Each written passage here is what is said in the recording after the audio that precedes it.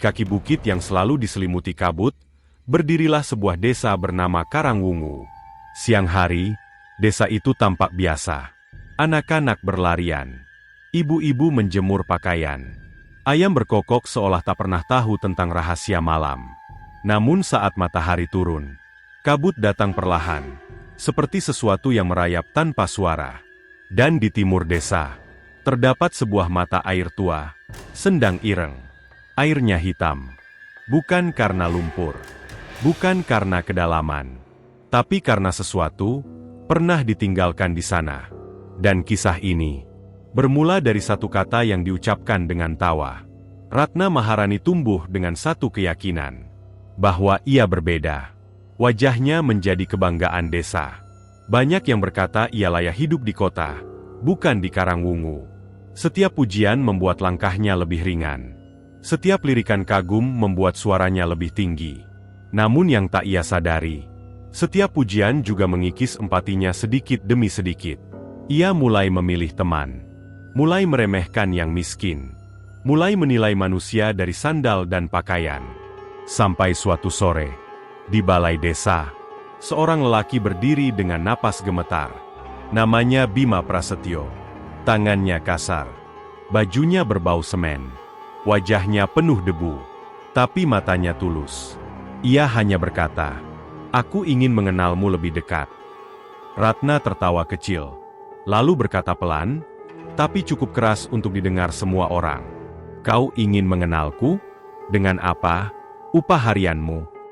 Tawa pecah, dan sesuatu yang tak terlihat mulai bergerak di antara mereka. Malam itu, Bima tak pulang ke rumah. Ia berjalan menuju sendang ireng. Kabut turun lebih tebal dari biasanya. Di tepi air, berdiri gubuk reot tempat Mbah Wiryodrono tinggal. Orang tua itu seperti sudah menunggu. "Hatimu panas," katanya pelan. Bima tak menyangkal. Ia hanya berkata, "Saya ingin ia merasakan hancurnya harga diri." Mbah Wiryodrono tampak menatap air sendang. Air ini tidak pernah memberi setengah hukuman. Ia selalu meminta imbalan yang setimpal. Ritual dilakukan.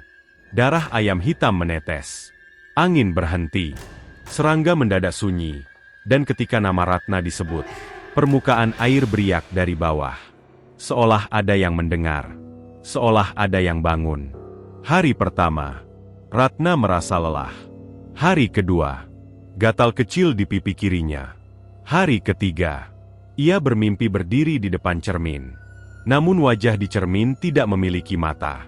Ia terbangun dengan keringat dingin. Dan saat ia benar-benar berdiri di depan cermin pagi itu, untuk sepersekian detik, pantulannya terlambat mengikuti gerakannya. Terlambat sepersekian detik, ia mengabaikannya. Namun kutukan tidak pernah berhenti di satu tanda. Bercak hitam muncul, seperti luka bakar kecil. Dokter desa menyebut alergi.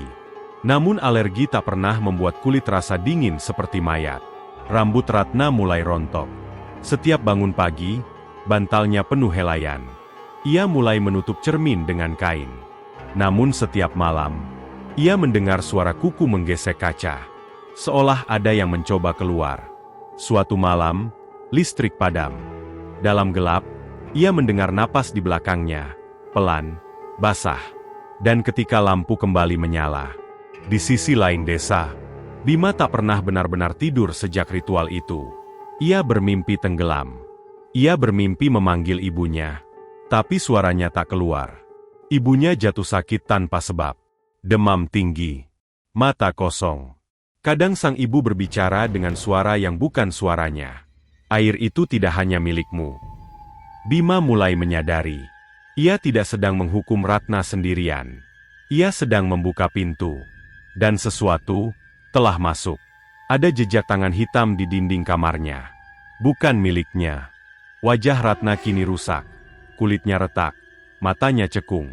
Anak-anak menangis ketika melihatnya. Ia berhenti keluar rumah. Berhenti berbicara. Hanya duduk memeluk lutut di sudut kamar. Namun suatu malam, ia melihat bayangan duduk di seberangnya. Perempuan tua tanpa wajah. Duduk. Diam. Menunggu. Ratna akhirnya sadar. Ini bukan penyakit. Ini hukuman. Dengan sisa keberanian, Ratna berjalan menuju Sendang Ireng. Kabut malam terasa berat. Di sana ia melihat Bima. Tubuhnya kurus, matanya cekung. Dua manusia yang hancur oleh satu keputusan. Aku salah, Ratna berbisik. Bima menunduk. Aku juga. Namun air Sendang beriak. Karena penyesalan. Datang terlambat, kemudian, Embah Wiryodrono berkata pelan. Ilmu ini mengikat dua jiwa. Salah satu harus pergi agar yang lain terbebas. Ibunda Bima meninggal malam itu, tangis Bima pecah. Ia menatap Ratna. Ia menatap air. Dan akhirnya, ia melangkah masuk. Ratna berteriak. Air berputar. Bayangan hitam menariknya ke bawah. Dan Sendang Ireng kembali tenang. Terlalu tenang. Ratna hidup. Namun wajahnya tak kembali. Ia tak lagi dikenal sebagai gadis cantik. Ia dikenal sebagai perempuan yang menolong siapapun tanpa memandang rupa dan harta. Setiap malam Jumat, kabut turun lebih tebal. Warga melihat sosok lelaki berdiri di tepi sendang. Kadang terdengar suara. Dendam tak pernah memberi kemenangan. Dan di kamar Ratna, cermin itu masih kadang tersenyum lebih dulu. Sepersekian detik seolah mengingatkan bahwa apa yang dilepaskan ke dunia tak pernah benar-benar pergi.